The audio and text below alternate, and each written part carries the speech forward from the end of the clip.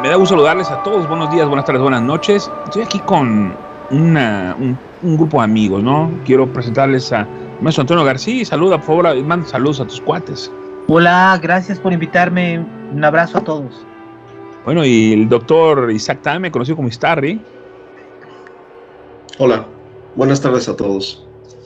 Verán, amigos, pues por fortuna yo no vivo en la gran México Tenochtitlan.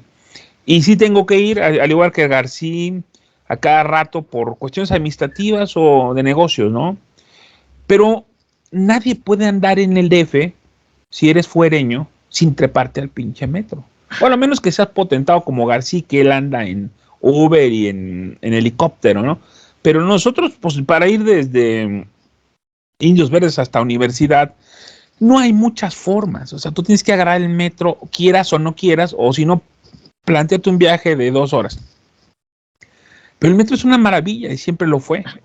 Y era una cosa muy digna, la forma en que pues un transporte colectivo de altísimo nivel en velocidad, en prestancia, tenía una exitosa vida como resolución de problemas de los defeños y de los del Estado de México. Pero al paso del tiempo se fue deteriorando este sistema de transporte colectivo.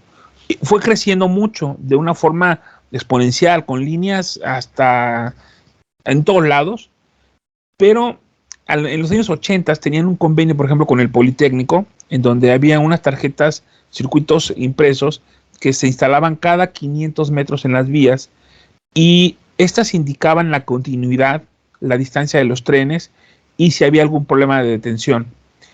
Por falta de presupuesto, se dejaron a un lado estos sistemas y se pasó a una supervisión visual. Pero no solo eso, García, realmente el metro adoleció de una administración eficiente y se dice que mucha parte del presupuesto se destinó para campañas políticas, dejando una cáscara en donde la mejor solución fue llenarlo de 6,000 militares, García. Sí, mira, el metro tiene varias broncas en la decisión que pusieron. Primero, es verdad, sí le han quitado todo el mantenimiento. Ha sido sistemático y dramático la baja de mantenimiento. Y ahora Sheinbaum dice que le acaba de destinar a mantenimiento una lana. Pero para que te des una idea de prioridades, en el presupuesto de este año de la Ciudad de México, 300 millones de pesos se aumentaron para difusión, promoción, prensa, todo lo que es la promoción de la campaña de Claudia, 300 millones, y lo que se dio para el mantenimiento del metro fueron 19 millones. Hay obras Hijos de su pinche madre. A donde mandas la lana está lo que realmente... Y además mandó eso porque ya no podía con la mendiga carga que le señalaban, es que no hay mantenimiento. Tú ves, yo soy un usuario usual del metro, toda mi vida lo he sido, me gusta mucho el metro, y hoy el metro está en la penuria. De verdad es doloroso ver cómo se está cayendo a pedazos por falta de mantenimiento. Nunca lo habíamos tenido tan mal. Me acuerdo que Claudia era de cuando subieron el boleto del metro de 3 pesos a 5 pesos, era de las promotoras del yo, pues me brinco, que fue esta cosa de que todos los morenos, para hacerle un desmadre a Mancera, que era el entonces gobernante de la Ciudad de México, se brincaban y protestaban y empezaron a decir es que poca madre, que nos suban el metro, y una de sus banderas fue que cuando este grupo tomara el gobierno de la Ciudad de México, el metro iba a volver al precio de 3 pesos por boleto. Esto jamás pasó, como jamás pasó que nos iban a reducir la gasolina a 10 pesos, como jamás pasó que aparecieran los 500 mil millones de pesos acabando con la corrupción, ni ninguna de esas promesas jala la movida de fondos. El metro de la Ciudad de México tiene 6 millones de pasajeros diarios, 6 millones. Al menos todos los que nos subimos vamos a tener que usarlo 2 veces. A 5 pesos, ¿cuántos millones de pesos diarios tienes? Dinero en efectivo, quiero subrayar, puro cash, pero el rey del cash, del que no tienes que dar ni auditoría, ni constancia, ni hay registro, porque es lana en efectivo que entra a las taquillas del metro. Esa es la caja chica de la que siempre han operado las autoridades del metro, porque pueden disponer de una enorme cantidad de lana diario para lo que se les dé la gana, como se les dé la gana. Ese dinero supuestamente debe de ser empleado para mejoras y extensiones del metro. Eso no pasa.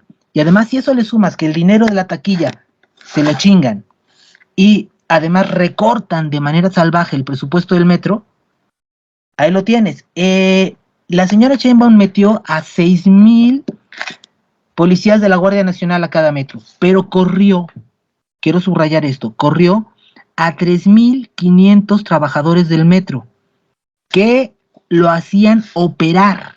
Es decir, más de la mitad de los guardias nacionales que están ahí parados viendo lo que pasa, porque es lo único que hacen, o en sus putos telefonitos jugando Candy Crush,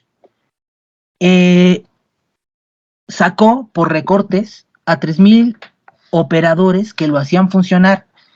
Todo eso se va sumando al deterioro sistemático del metro y están ahí para sostener la narrativa de este gobierno del sabotaje.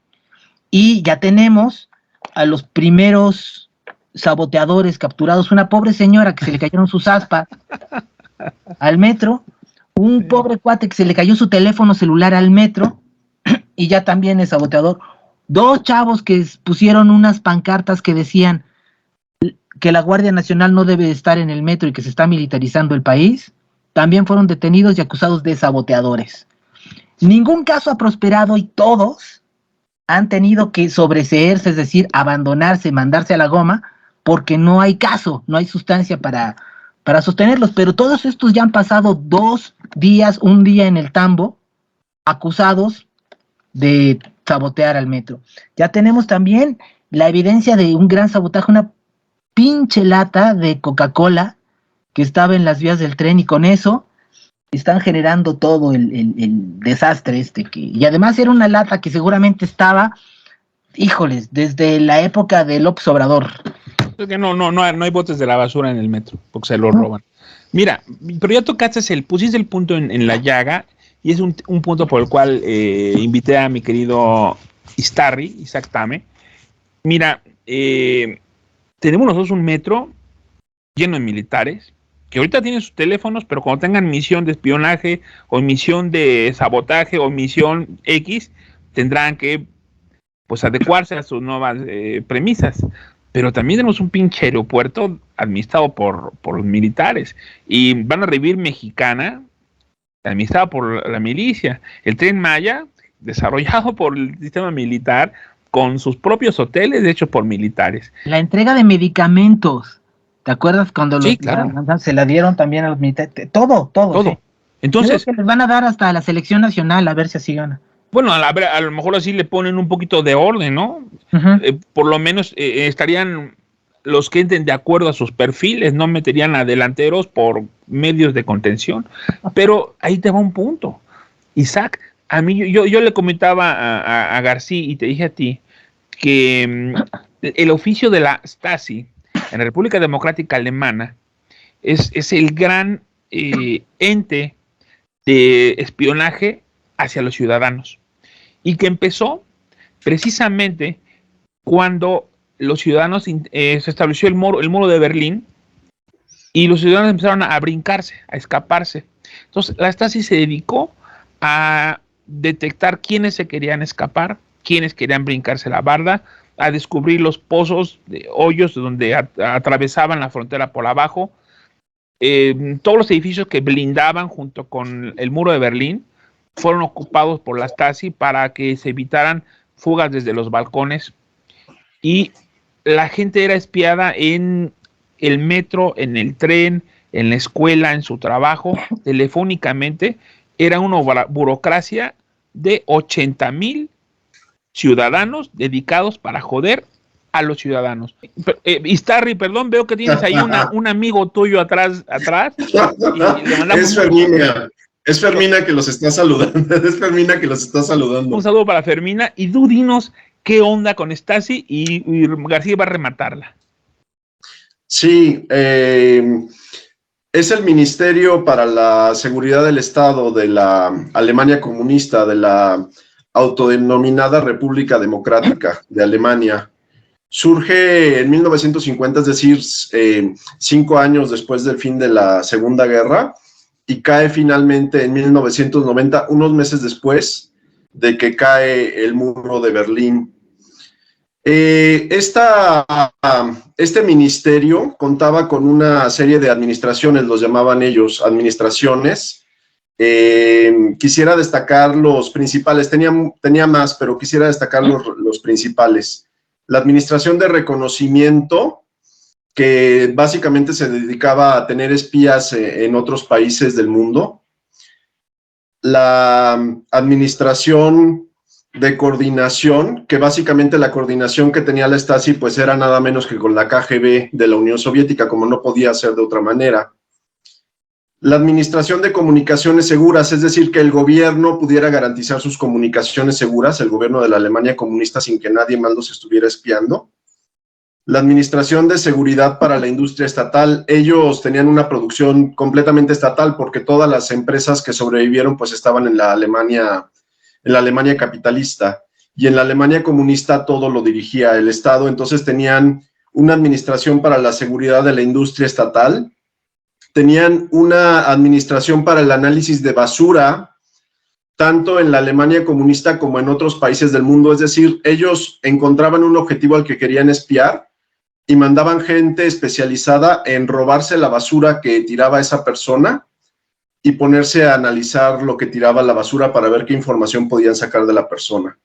Tenían asimismo su propio sistema penitenciario, tenían una administración de vigilancia del ejército para prever que el ejército no fuera a voltearse contra el gobierno de la Alemania comunista, y tenían sus propias fuerzas armadas, incluso unas tropas de élite para actividades especiales que determinara el gobierno.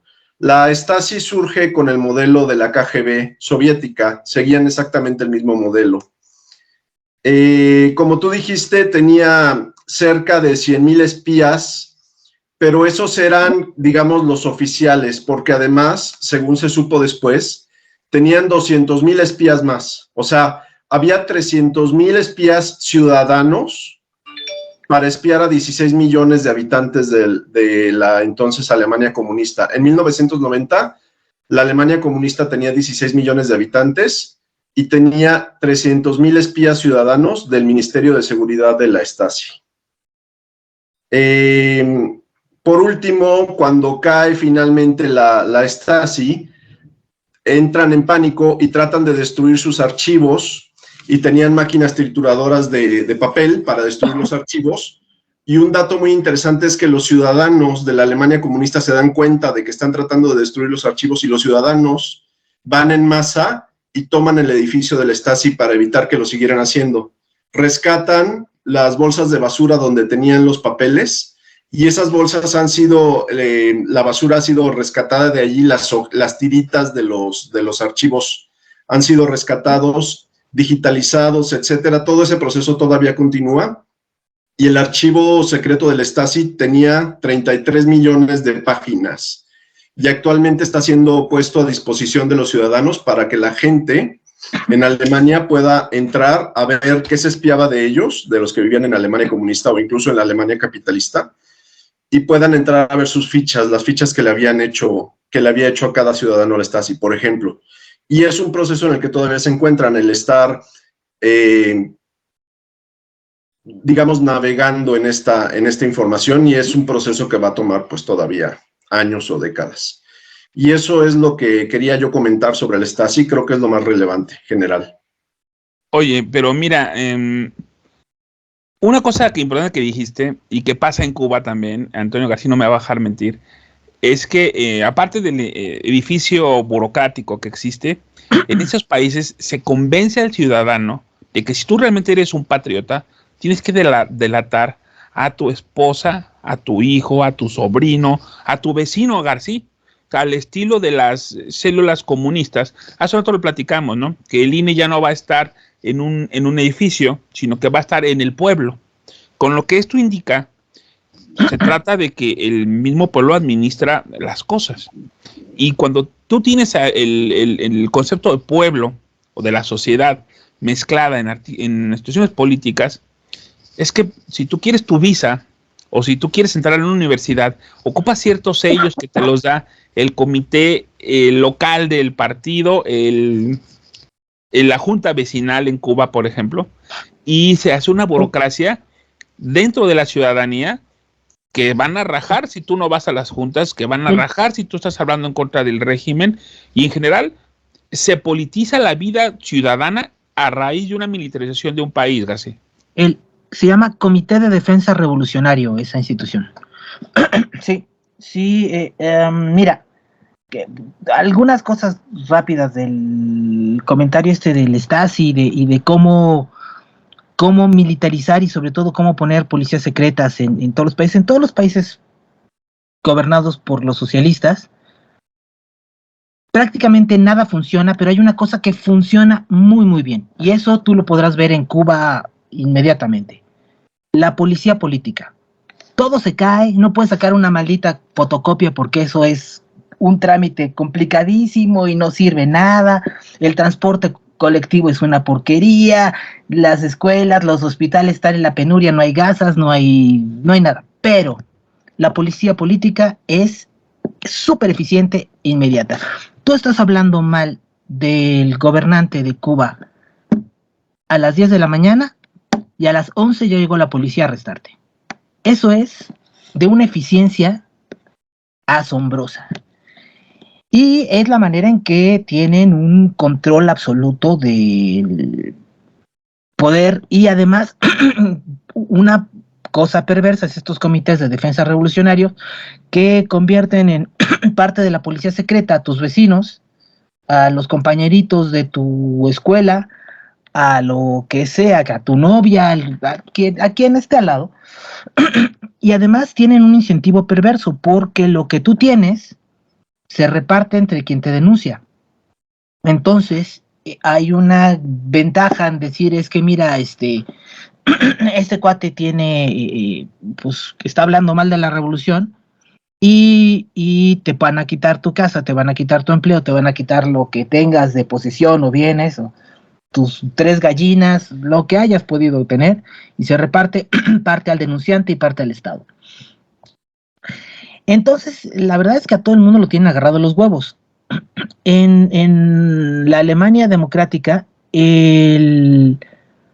antes que tener tu acta de nacimiento, tenías tu ficha del Stasi, tu expediente de todos tus comportamientos para lo que hicieras. Y hacían cosas muy curiosas. Los del Stasi que inventaron esto que decía del departamento para revisar la basura, resulta que fue un medio verdaderamente eficaz para encontrar disidentes. Esa técnica la utilizaron en Perú para poder encontrar al famoso Amibael Guzmán, el presidente Gonzalo, el líder de Sendero Luminoso, en Lima. Ellos sabían que había cierto tipo de cigarrillos que le gustaban y cierto tipo de mermeladas y cierto tipo de comidas. Y aunque lo vieras todo, ¿cómo se llama? Aguerrido guerrillero maoísta, deliraba por los Milky Ways gringos. Le encantaban. Y entonces empezaron a buscar en la basura, de casi vieron dónde estaba esa basura de esa mermelada de Milky Ways y de la marca de cigarrillos que le gustaba, y lo localizaron, y así fue como lograron arrestar a este líder de la guerrilla. Sí funcionaba muy bien, y inventaron muchas técnicas. Tenían una cosa muy curiosa, el Stasi también hacía porno. En la República Democrática Alemana, cuando primero la pornografía estaba absolutamente prohibida. Las mentes de los buenos obreros comunistas no podían andar viendo viejas encueradas, era un material que no le podía llegar un contenido a nadie. Pero ¿qué pasaba cuando los líderes comunistas se la querían jalar? No tenían pelis porno, no había a la mano, alguien les tenía que proveer esos contenidos. ¿Y quién lo hacía? El Stasi. Una de las unidades especiales, de las muchas unidades que tenía, era la que se dedicaba a hacer películas de vamos todos a coger, así de que no llegaba el pizzero, pero sí llegaba el que traía su libro del Capital de Marx y todos terminaban cogiendo. Bueno, pues eso hacía también el Stasi. Ahora que cayó el muro de Berlín y subieron cosas, aparecieron las famosas películas porno de la policía y eran hechas por policías secretos, hombres y mujeres, que se ponían a ponerle para que tuviera Erich Honecker, el eterno líder de la República Democrática Alemana, con que jalársela. En este caso de que se nos están poniendo policías para todo, uno dice, bueno, ¿para qué mantenemos?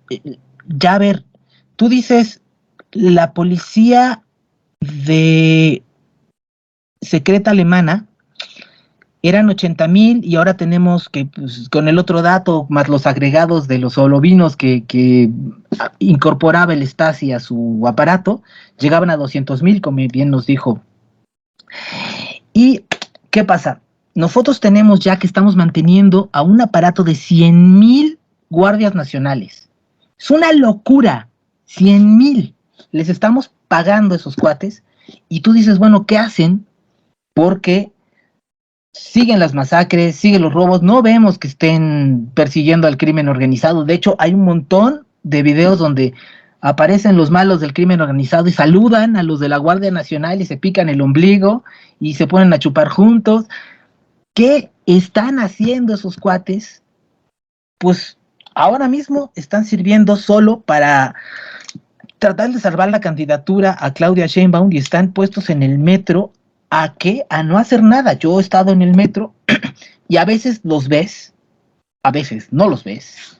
Y desde luego cuando realmente el metro está hasta la madre, que es en las horas pico de la mañana y de la tarde, jamás están, jamás. Me consta, en ninguna estación. Y bueno, ahora mismo esto es acostumbrarnos primero a que todo lo solucionan con los militares. Es una forma de mantener una narrativa de que no se sostiene, del famoso sabotaje, y que además estamos viendo que han intentado sostener con investigaciones pedorras hechas por la fiscalía, que ha mentido sistemáticamente cada vez que quiere sacar o que se politiza la justicia, como con el caso de Yasmín Esquivel y la famosa investigación para decir que ella no plagió su tesis y que terminaron diciendo, primero la presentan, fíjate qué huevos, primero la presentan diciendo que ella no plagió la investigación y cuando se cae, dicen, es que la verdad es que es una investigación apócrifa y se robaron los sellos. Sí le estábamos haciendo, pero no es nuestra. De ese tamaño de cara dura tienen a presentar sus cosas. Es grave que se militarice todo, porque primero, incluso para los militares es un pedo. No lo quieren hacer, no lo saben hacer, no lo pueden hacer, pero no tienen otra más que hacerlo. Porque en el ejército, como bien me dijo hace mucho tiempo un militar, solo hay órdenes, no hay contraórdenes. Solo hay órdenes. Y si te dicen, ahora cuidas el metro, ahora llevas medicinas, ahora es partero, te muerdes un huevo y lo tienes que hacer. Salvo unos cuantos militares que están haciendo toda la lana del mundo, la gran mayoría del ejército se está poniendo unas friegas de perro bailarín atendiendo broncas que no son de ellos y que además desvirtúan todo el sentido de lo que son y no están nada contentos. Te lo puedo decir porque además muchos militares lo han manifestado. Mira, yo estaba hace poco viendo un artículo en donde establecían el número de efectivos de la Guardia Nacional en los lugares más calientes del país. Bueno, tú si ves las noticias en Celaya, todos los días matan a 15 güeyes, ¿no? En Irapuato, en todos esos lugares de Guanajuato. Y me parecía que en todo Guanajuato había 1,300 miembros de la Guardia Nacional. Puedo estar equivocado, pero es increíble, ¿no? Que en Sinaloa había 600. En el metro que en Zacatecas. Es decir, es eso. Es que es zona de guerra. Exactamente. O sea, no, decían que entre Zacatecas, Chihuahua y otros 2 estados había menos guardias nacionales que en el metro. Sí. Entonces, sí, por mucho. Más que en cualquier estado de México, de los estados del país, hay más en el metro. Entonces, realmente, pues están cuidando la campaña política, las aspiraciones presidenciales de Claudia. Pero, caray, bueno, esperemos que ellos tengan forma de visualizarlo. Querido Starry, vamos a cerrar este tema. Cuando la Stasi tenía una característica muy, muy interesante, ¿no? Cada uno de los intentos de fuga que habían sido descubiertos, lo sacaban fotografía, hacían un informe como así de choncho, como el directorio amarillo, la asociación amarilla, y ellos estaban seguros de perfeccionar el conocimiento de las fugas, perfeccionar el conocimiento de los ciudadanos, los perfiles. Eran la profesionalización del espionaje interno. ¿Tú crees, Isaac, que en México estemos corriendo el riesgo que realmente tengamos la posibilidad de ser supervisados, escudriñados por el ejército en épocas tal vez no tan lejanas? Bueno, esta es mi opinión muy personal. Yo, por fortuna, sobre eso que tú estás preguntando, general, yo soy más bien, digamos, no lo creería tanto porque pienso que este gobierno es tan inepto, tan inepto, que jamás en su vida podrían lograr hacer algo como hacía el Stasi. Entonces, no lo creo, la verdad no lo creo. Sin embargo, sí podría ser que se aliaran con agencias de espionaje privadas, por ejemplo, eso podría suceder, pero tampoco creo que eso sea factible porque tampoco tienen los recursos como para poder estar comprando esos servicios. Esa es mi opinión personal. Muchas gracias, Isaac. Te agradezco mucho que hayas estado aquí. Nos has dado una idea muy concreta de lo que se trataba esto. Por favor, manda tus saludos, tu despedida, amigo. Muchas gracias, general, por tu invitación. Muchas gracias, José Antonio García, y muchas gracias a nuestro auditorio. Gracias a ti. García, por favor, necesito que cierres fuertemente con alguna reflexión en relación a esta perspectiva que no quisiéramos vivir, con la realidad de Cuba y de los países socialistoides y con el devenir de nuestro país. Mira, el Stasi era un modelo de policía secreta porque combinaba lo mejor del régimen nazi con lo mejor del régimen soviético. Ambas atrocidades juntas hicieron que se llegara a una categoría superior en lo que era supervisión, fiscalización, espionaje y coacción de las personas para el control político. No había una cosa así más eficiente y atroz que ese tipo de policía. Como bien dijo Isaac, yo no le veo a ver, nuestro gobierno de la 4T es la apología de la mediocridad y el tercermundismo, lo más ramplón, y entre un perfil más pendejo puedan tener todos los que dirigen cualquier cosa, para ellos es mejor. Cuando decía López que nadie puede ganar más que el presidente, tampoco puede pensar más que el presidente. Y si piensas que es realmente muy, muy imbécil, pues imagínate que para abajo en el escalafón tienen que ser verdaderamente animalitos que caminan en 4 patas. No creo que lleguen a desarrollar, como bien decía Isaac, algo realmente refinado y depurado de coacción y movida, pero sí temo que por pendejos puedan hacer cosas de verdad igual de horribles y atroces e infames que lo que podía hacer el Stasi.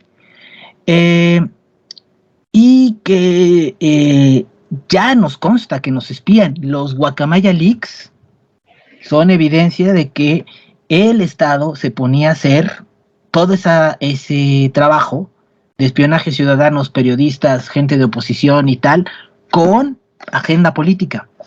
Pero también es evidencia de que lo hacen a lo pendejo. No hay ningún plan, ninguna movida, porque a ver, ni plan de gobierno tienen una especie como de obsesión solamente de perpetuarse en el poder, utilizando el modelo de franquicia chavistas de tratar de homologar o poner toda la misma receta en México, pero lo hacen increíblemente mal, como todo, y no creo que tengan la capacidad de algo tan sofisticado y eficiente como el Stasi. Sin embargo, por supuesto, ya lo están haciendo y sí están espiando a los ciudadanos. El Guacamaya Leaks nos lo puso puntualmente. Y si tú piensas que, bueno, los 100,000 elementos de la Guardia Nacional no están realmente combatiendo al crimen organizado, ¿en qué los van a ocupar? Pues en eso, mal Sí. como todo lo que hacen. Van a empezar haciendo estadística y van a terminar haciendo espionaje porque, mira, se siguen robando a las muchachitas en los andenes del metro, sigue, como decías tú, aventando chingaderas a las vías para que por error se descompongan, siguen observando cómo chocan los trenes, pero pues en la práctica, pues no, simplemente es un factor disuasorio, García. Hace poco un cuate se volvió a suicidar en las vías del metro. ¿Qué? ¿Dónde estaban los de la Guardia Nacional que están supuestamente evitando cualquier tipo de... A ver, ya no digas, ya no se te puede caer un celular porque te carga la chingada. ¿Ya eres saboteador? Pero ya eres saboteador, pero un cuate sí se pudo brincar perfectamente para suicidarse. Esto es bastante común en el metro. Y desde que yo era chavo y tomaba el metro, sabías de casos, y duraba la parada del tren por una cosa de estas minutos. Los gentes del metro sabían que había gente que decía, hasta aquí llegamos, como dijo Colón, y usaba el metro para suicidarse. Y te tardabas 15, 20 minutos y volvían los trenes a jalar. Ahora que ya no existe toda esta gente que sí sabe cómo operar el metro, eso se vuelven demoras de horas. De horas. Y con la Guardia Nacional viendo los que sacaron el cuerpo, porque hubo videos y hubo fotos, no fue ninguno de la Guardia Nacional. Fueron los trabajadores del metro. Caray, hombre. Amigos, pues les agradezco mucho a mi querido Istarri y al maestro doctor don Antonio García, el que nos hayan donado un poquito de su tiempo. Tenemos otro tema más para la colección temática. En este caso estamos hablando de dos cosas, de la militarización de los países y en el déjà vu de la Stasi, cómo nos va a ir acá. Muchas gracias, muy buenos días, muy buenas tardes, buenas noches, en donde se encuentren. Le mando un saludo a todos, querida Marí, a todo el grupo que hace el Rosario en la XRS, a queridísimo Chico Maravilla, Jesús Porras. Walter Guru Deporte regresa ya en marzo con la Fórmula 1 y estamos en gran carrera por hacer las cosas lo mejor posible porque el tiempo es breve, pero más breve es lo que duran esos programas. Muchas gracias a todos. Amigos, un saludo. Saludos.